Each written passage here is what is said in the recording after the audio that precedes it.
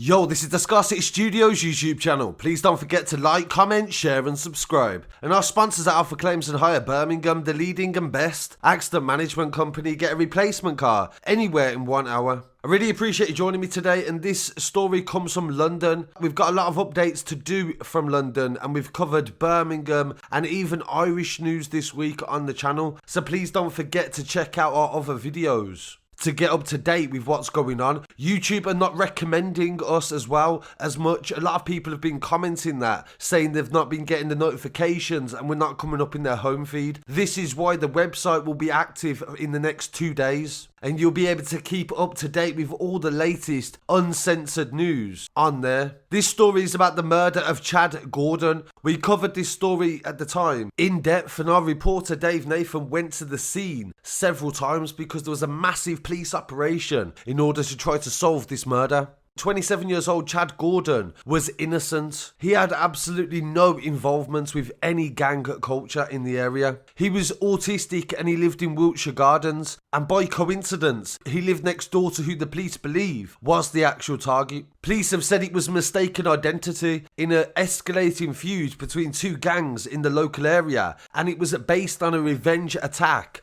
On Tuesday the 23rd of May, 2 men have been convicted of his murder. Mason Sani-Semedo from Tottenham was found guilty of the murder and possession of a firearm with intent to endanger life. Cameron Robinson, 20 years old, from Dagenham has been found guilty of murder and also possession of the firearm with intent to endanger life. On the evening of May the 13th, 2020, Chad Gordon was at his home address in Wiltshire Gardens, and at approximately 8:10 on the evening, he went to answer the door. As Chad opened the door, he was confronted by Sani-Semedo and also Robinson, who had arrived at the address on a moped, and Sani-Semedo produced a firearm and shot Chad in the face. As Sani-Semedo and Robinson fled the scene, they pointed the firearm at a woman and child in order to make good their escape and show people they were serious. Police and the ambulance service turned up shortly after, and despite their best efforts, Chad died at the scene at 9:10. 30 minutes after the murder, the London Fire Brigade received a report of a fire in a nearby valley. A subsequent search of the area found the moped that was used in the murder, and it had been set alight. Police subsequently attended the scene and managed to recover items like 2 bike helmets,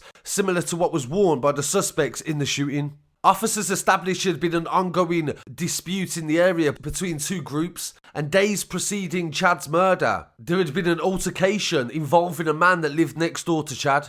Officers said the motive for the attack was revenge for the murder of Jamal Ibrahim in Tottenham on May the 13th, 2020. Following the arrest, police analysis linked the defendants and their movements via their phones, and CCTV images confirmed this also. Detective Inspector Laura Nelson from the Specialist Crime Command: the murder of Chad was utterly senseless. His death has left the community devastated. Chad was at home with his family when he was killed, and he could never have anticipated what was going to happen. He simply answered the door and was shot in the face. Chad was a kind, unassuming person, and he worked at the local youth club and supported people in the local area and was very popular. A lot of people used to speak about the fact he used to ride round on his bike, and he was no bother to anybody. Robinson and Semedo aimed the gun after, as we said earlier, at somebody else as well, and this definitely contributed in the trial to go against their character.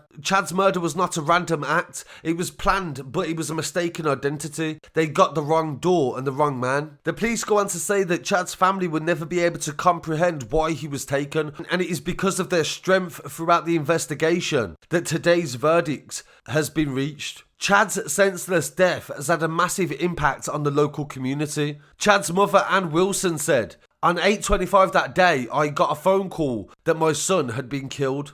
This is something you can't imagine to understand, and I prayed to God to ask him for an answer. The numbness spread all over me, and I would never get over the death of my child." Of course, this is a completely senseless murder, and in cases like this, it just really makes you wonder what people's mentalities are when they're committing these offences. In relation to mentioning the murder of Jamal Ibrahim, rest in peace. Police charged 3 people with his murder, and he was described in the Independent newspaper at the time as a 23-year-old student, and he was wounded in Russell Road, Tottenham on the 13th of May. Several people were since charged and they are yet to go on trial for his murder. Them people are Tyrese Anon from Camden, Abdul Gaffer from Hackney, Mizuki Brown from Islington, and they have all been charged with murder. 6 other men were arrested as well in the incident of Jamal's death, so this would symbolise that this may have been a group fight that had occurred, and that is often what would happen in them situations. None of them people have since been charged with his murder.